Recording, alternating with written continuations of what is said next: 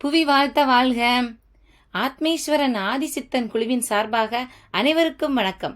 முத்தப்பர் ஆசியுடனும் எங்கள் குருநாதர் ஆத்மேஸ்வரரின் வழிகாட்டுதலின்படியும் கலியுக மக்கள் மகாபாரதத்திலிருந்து என்ன கற்றுக்கொள்ளலாம் என்பதை மகாபாரதம் புதிய பார்வையில் வாரந்தோறும் நம்ம பார்த்துட்டு இருக்கோம். இன்று திருதராஷ்டிரன் புறக்கண்களைத்தான் இழந்து விட்டான் என்றால் நன்றாக இருக்கும் அகக்கண்களையும் எப்படி இழந்து விடுகிறான் என்பதை வியாசபெருமான் சூட்சமாக கூறுவதை இன்று உள்ள மகாபாரத பகுதியில் பார்க்கலாம். அரச காரியங்களை செய்வதில் யுதிஷ்டனே மேலானவனாக இருந்தான். அது மட்டுமில்லாமல் யுதிஷ்டன் மூத்தவனாக இருப்பதாலும் ஒழுக்கம், அடக்கம், சாந்த குணம், உறுதிப்பாடு, தளராமுயற்சி, நேர்மை, பொறுமை போன்றவற்றில் சிறந்து விளங்கியதால் அவரை தர்மர் என்று அனைவரும் அழைக்கத் தொடங்கினர். அதனால் யுதிஷ்டனே ராஜ பதவிக்கு தகுதி வாய்ந்தவன் என்று அனைவரும் கருதினார்கள். ஆனால் திருதராஷ்டிரனோ தன் மகனுக்கு யுவராஜ பட்டம் கிடைக்கவில்லையே என்ற வருத்தத்துடனும் வேறு வழி இல்லாமலும் தர்மரை யுவராஜனாக முடிசூட்டி வைத்தார். கிருஷ்ணரின் அண்ணனான பலராமர் கதா யுத்தத்தில் மேன்மை பெற்று விளங்கியதால் பீமனும் துரியோதனனும் அவரிடம் சீடர்களாக சேர்ந்து முறைப்படி கத்திச்சண்டை, கதை போர், தேர்போர் போன்றவற்றில் அவரிடம் தேர்ச்சி பெற்றனர்.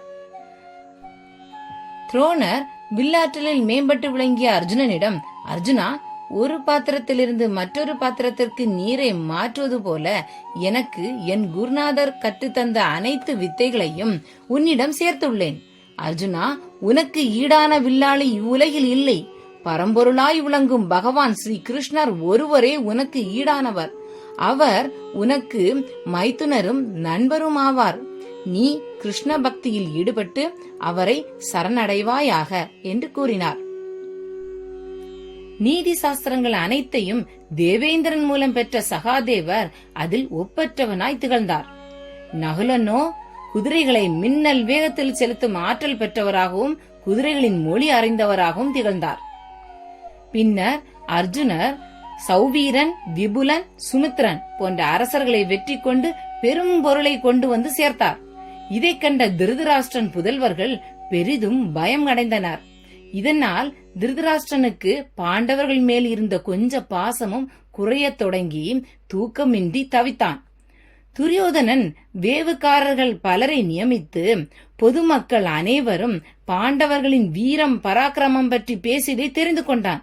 பொதுமக்களின் விருப்பம் யுதிஷ்டனுக்கு ராஜ்ய பட்டாபிஷேகம் செய்ய வேண்டும் என்பதை தெரிந்து கொண்ட துரியோதனன் பெரிதும் கவலையடைந்து பொறாமை எண்ணத்தினால் தனது தந்தையிடம், தந்தையே, யுதிஷ்டனை நாட்டை ஆள வேண்டும் என்று மக்கள் விரும்புகின்றனர். முதலில் உம்முடைய தம்பியான பாண்டுவுக்கு நாட்டை வழங்கினீர். பின்னர் அவர் மகன் இப்போது நாட்டை அடையப் போகிறான். அதன் பின்னர் அவர் மகன் சந்ததியினரே நாட்டை ஆழ்வார்.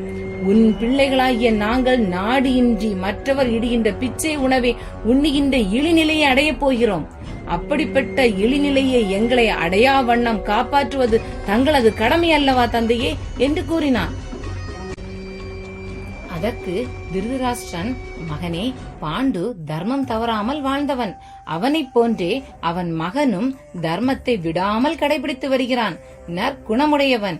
தன் தந்தையைப் போன்றே இவனும் என்னை கலந்து கொண்டே எந்த காரியத்தையும் செய்கின்றான் என்று கூறினார். உடனே துரியோதனன், தந்தையே, பீஷ்மர் எப்போதும் இருவருக்கும் நன்மை செய்பவர், எப்பக்கமும் சேரமாட்டார்.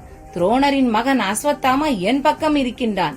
மகன் என்னப்படியே துரோணர் செயல்படக்கூடியவர் என்று தனது குருவின் பலவீனத்தையும் கூட துல்லியமாக கூறிக்கொண்டே, விதுரரும் நமக்கு உறவினர், நம் பேரில் தனிப்பட்ட முறையில் பகை கொள்ள மாட்டார். எனவே பாண்டவர்களை அவர் தாயாருடன் இப்போதே காட்டிற்கு அனுப்புங்கள். இதில் எந்த குற்றமும் வராது. பொறுக்க முடியாத கவலையில் இருந்து விடுபட இதுவே வழி என்று கூறினான். திருதராஷ்டிரன் தன் மகனின் கலக்கமான பேச்சை கேட்டு அடுத்து என்ன செய்யலாம் என்று சிந்தித்து இது பற்றி ஆராய்ந்து முடிவெடுக்க கணிகன் என்பவனை அழைத்தான். இவன் அரசியலில் தவறாக அறிவுரை வழங்குவதில் சக்கரவர்த்தி. திருதராஷ்டிரன் கணிகனிடம், பாண்டவர்கள் பெரிதும் பலம் பொருந்தியவர்களாய் மாறிவிட்டனர். அவர்களை கண்டு நான் அஞ்சுகின்றேன். நாமும் நம்மை சார்ந்தவர்களும் நன்மை அடைவது எவ்வாறு, அதனை விளக்குங்கள் என்று கூறினார். இதைத்தான் வியாச பெருமான் திருதராஷ்டிரன் புறக்கண்களை மட்டுமல்லாமல் அகக்கண்களையும் இழந்து விட்டான் என்று சூட்சமமாக கூறுகிறார். இதனைத் தொடர்ந்து கணிகன் பலவாறு சிந்தித்து, அரசே, அரசனாக இருப்பவன் குற்றம் கண்ட இடத்தில் அதை கண்டிக்க வேண்டும், தண்டிக்கவும் வேண்டும். தண்டனை வழங்காத மன்னனிடம் மக்களுக்கு பயமே இல்லாமல் போய்விடும். எனவே எந்த காரியத்தையும் தண்டனையின் மூலமாகவே சாதித்துக் கொள்ள முயல வேண்டும். தான் தவறு செய்ய நேரிடுமாயின் அதை பிறர் அறியாமல் பார்த்து கொள்ள வேண்டும். எதிரி பலமற்றவனாக இருப்பினும் அவனை அலட்சியமாக எண்ணுதல் கூடாது. பகைவர்களை எப்போதும் விட்டு வைத்தல் ஆகாது. குடத்தை கல்லில் போட்டு உடைப்பது போல் உடைத்து விட வேண்டும். சாம பேத தான தண்டம் என்ற 4 வகையான உபாயங்களில் ஏதேனும் ஒன்றாய் அழித்துவிட வேண்டும் என்று கூறி அதை விளக்கும் பொருட்டு ஒரு கதை சொல்ல ஆரம்பித்தான். கணிகன் என்ன கதை சொன்னான் என்று கேட்கலாம். முன்னொரு காலத்தில் நரி ஒன்று வசித்து வந்தது. அது மிக்க அறிவுடையது. தன் காரியத்தை சாதித்துக் கொள்வதில் மிக்க சாமர்த்தியமுடையது. அந்த குள்ள நரிக்கு ஒரு ஓநாய், எலி, புலி, கீரிப்பிள்ளை போன்றவை நண்பர்களாக இருந்தன. அந்த 5 மிருகங்களும் சேர்ந்து நட்புடன் வாழ்ந்து வந்தது. அப்படி இருக்கும்போது ஒரு நாள் மான் கூட்டம் ஒன்றை கண்டன. மான்கறியை உண்ண விருப்பங்கொண்ட அவைகள் ஒன்று கூடி ஆலோசனை செய்தன. அப்போது குள்ளநரி, புலியே, இந்த மானை கொல்ல பலமுறை நீ முயற்சி செய்திருக்கின்றாய். மான் மிகவும் இளமையுடையதாகவும் அறிவுடையதாகவும் வேகமுடையதாகவும் இருப்பதால் என்னால் முடியவில்லை. எனவே ஒரு உபாயத்தின் மூலம் அதனை கொல்லலாம். மான் படுத்திருக்கும் போது எலி அதன் கால்களை கடித்து குதறி விரட்டும். பிறகு அதனால் விரைந்து ஓட முடியாது. அப்போது அதனை பிடித்து கொன்றுவிடலாம். நாம் ஒன்று சேர்ந்து திங்கலாம் என்று கூறியது. நரி கூறியவற்றை எல்லாம் சேர்ந்து ஒரு மனதாக ஒப்புக்கொண்டன. அதன் எண்ணப்படியே மானை புலி கொன்றது. மான் இறந்து பூமியில் விழுந்தது. உடனே நரி மற்றவர்களை பார்த்து, நண்பர்களே, நீங்கள் விரைந்து சென்று குளித்துவிட்டு வாருங்கள். அதுவரையில் மானை நான் பாதுகாத்துக்கிறேன் என்று கூறியது. அதனை கேட்டு அம்மிருகங்களும் குளித்துவிட்டு வர சென்றன. ஆற்றிலிருந்து புலி குளித்துவிட்டு முதலில் திரும்பியது. அப்போது சிந்தனையினால் மனக்கலக்கம் அடைந்தது போல் குள்ளநரி இருந்தது. அதை கண்ட புலி, அறிவுமிக்க நண்பனே, ஏன் கவலையுடன் இருக்கின்றாய்? நம்முள் மிகவும் அறிவுடையவன் நீந்தான். அப்படி இருந்தும் உன் கவலைக்கு காரணம் என்ன? அதன் மாமிசத்தை உண்டு நாம் மகிழ்வுடன் விளையாடுவோம் என்று கூறியது. உடனே நரி, நண்பனே, நான் எனக்காக கவலைப்படவில்லை. எலியின் சொல்லை நினைத்தே கவலைப்படுகிறேன். அந்த எலி உன்னை இழிவாக கூறிவிட்டது. புலியின் பலம் மிகவும் இழிவானது. என் பலத்தின் மூலம்தான் அது மானை கொன்றது. என் மூலமாகவே அது தன் பசியை போக்கிக் கொள்கிறது என்று கூறியது. இதை எண்ணியே நான் கவலைப்படுகிறேன் என்று கவலையுடன் தெரிவித்தது. இதை கேட்ட புலி கோபம் கொண்டது. தன்னை அவமானப்படுத்தி விட்டதாக எண்ணியது. எனவே நரியிடம், எலி கூறியதை இப்போதாவது என்னிடம் கூறினாயே, நான் இனி என் வலிமையை கொண்டு விலங்குகளை கொண்டு சாப்பிடுகிறேன். இந்த மாமிசம் எனக்கு வேண்டவே வேண்டாம் என்று சொல்லிவிட்டு காட்டிற்கு சென்று விட்டது. புலி போன சற்று நேரத்துக்கெல்லாம் எலி அங்கே வந்தது.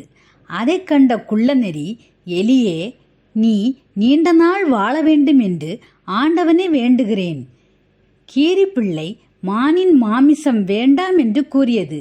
இந்த மாமிசம் விஷம். எனவே நான் எலியை புசிக்கிறேன். அதை உண்ண எனக்கு அனுமதி கொடு என்று கேட்டது. நான் மறுத்துவிட்டேன் என்று சொல்லியது. இதை கேட்ட எலி பயந்து போய் வலைக்கு சென்று ஒளிந்துவிட்டது. அப்போது அங்கு ஓநாய் வந்தது. அப்போது நரி, புலி உன்னிடம் கோபம் கொண்டுள்ளது. தற்சமயம் அது தன் மனைவியுடன் வரவுள்ளது. அது வந்தால் உன் உயிருக்கு ஆபத்து ஏற்படலாம் என்று சொன்னது. அதன் பேச்சை கேட்ட ஓநாய் மிகவும் பயந்து போய்விட்டது. ஓட்டமாக ஓடி காட்டிற்கு மறைந்துவிட்டது. சற்று நேரத்துக்கெல்லாம் கீரிப்பிள்ளை அங்கு வந்தது. அப்போது நரி கீரிப்பிள்ளையை பார்த்து, கீரிப்பிள்ளையே, நான் என் வலிமையின் மூலம் எலி, புலி, ஓநாய் போன்றவற்றை வெற்றி பெற்று துரத்திவிட்டேன். உனக்கு வலிமை இருந்தால் என்னிடம் போரிடலாம் என்று கூறியது. அதை கேட்ட கீரிப்பிள்ளை, புலி போன்றவற்றை வெற்றி பெற்றேன் என்கிறாய், எனவே அவற்றை விட வலிமையானவன் நீ என்பது தெரிந்து உன்னோடு போரிட என்னால் முடியாது என்று கூறி ஓடி போய்விட்டது. அதன் பிறகு நரி தான் திட்டமிட்டபடி தனியாக அந்த மானின் மாமிசம் முழுவதையும் உண்டது. இதுபோன்று தகுதிக்கேற்ப ஆலோசனையின் மூலம் ஒவ்வொருவரையும் வெல்ல வேண்டும் என்று கூறினான் கணிகன். கொடியவனான கணிகன் கூறிய வார்த்தைகளை கேட்ட பின்னர் துரியோதனன், சகுனி, துச்சாதனன், திருதராஷ்டிரன் ஆகியோர்கள் அனைவரும் சேர்ந்து சதித்திட்டம் தீட்ட ஆரம்பித்தனர். அப்படி என்ன திட்டம் தீட்டினார்கள் என்பதை அடுத்த வரும் மகாபாரத பகுதியில் பார்க்கலாம். நன்றி. புவி வாழ்த்த வாழ்க. ஆனந்தம், ஆத்மானந்தம். புவி வாழ்த்த வாழ்க. நான் உங்கள் ஆத்மேஸ்வரன். நன்றி அகிலா, நன்றி சுபாஷினி. நல்ல டீட்டெயில்டாக விளக்கம் கொடுத்துருந்தீங்க. இந்த பதிவில் குரு பார்வையில் என்ன பார்க்க போகிறோம் இந்த மகாபாரத பதிவில் இருந்து அப்படின்னா, ஆலோசனை கேட்பவர்கள் பற்றி தான். ஸோ இந்த கலியுகத்தில் இதில் நமக்கு என்ன தெரிய வருது அப்படின்னு பார்த்தீங்கன்னா, கலியுக மக்களுக்கு என்ன செய்தி வருது அப்படின்னா, நம்ம ஆலோசனை கேட்கறது நல்லவர்கள்கிட்டையும் நடுநிலையாளர்கள்கிட்டையும் கேட்கணும் அப்படிங்கிறது தான். தப்பானவங்க கிட்ட ஆலோசனை கேட்டு மகாபாரதத்தில், அதாவது இப்போ இந்த ஆலோசனை யார்கிட்ட கேட்டிருக்காங்கன்னு பார்த்தீங்க, இது எங்கே முடிஞ்சதுங்கிறதும் நம்ம எல்லாருக்குமே தெரியும்.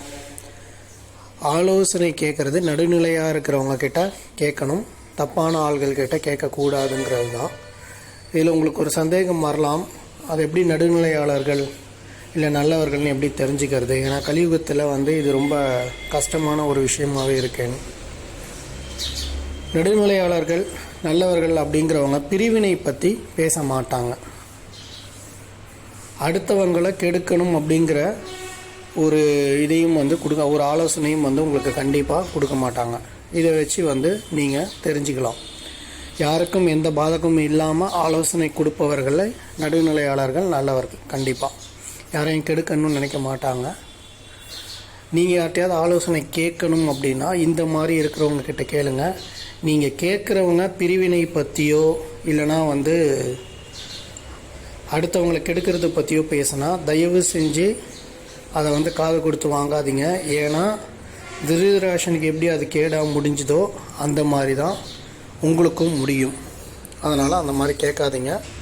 நன்றி, வணக்கம். புவி வாழ்த்த வாழ்க. ஆனந்தம், ஆத்மானந்தம்.